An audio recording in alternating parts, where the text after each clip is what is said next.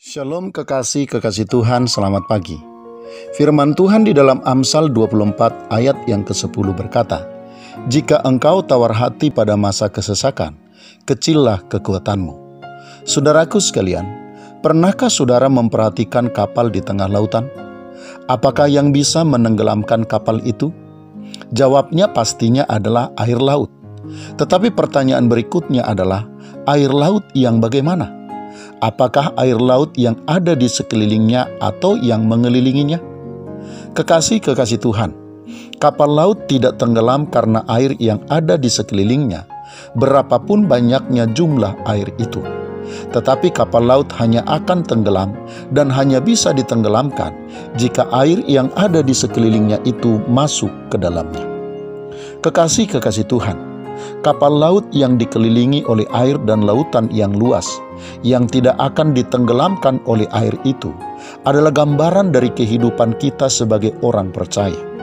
Apapun yang terjadi di sekeliling kita, entah kesukaran, penderitaan, ancaman, dan kejahatan, pada dasarnya tidak akan pernah bisa dan tidak akan pernah sanggup meruntuhkan kehidupan kita.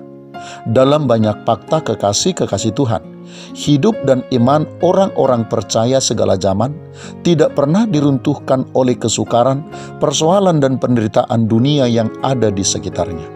Tetapi justru sebaliknya, dalam kenyataannya, kehidupan dan iman orang percaya hanya bisa dan hanya akan runtuh jika hal-hal yang buruk, yang tidak benar, dan yang jahat diizinkan masuk ke dalam dirinya, apalagi jika diizinkan menguasai dan mendominasi hidupnya.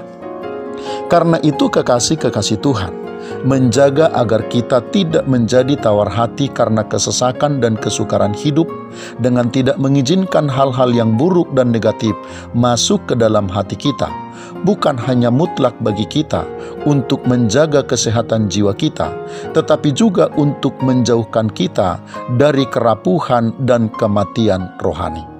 Karena kita tidak akan pernah rapuh dan tenggelam karena kesukaran di sekeliling kita, melainkan karena hal-hal yang buruk dan yang jahat yang kita izinkan masuk ke dalam hati dan hidup kita. Selamat pagi, Tuhan Yesus memberkati. Shalom.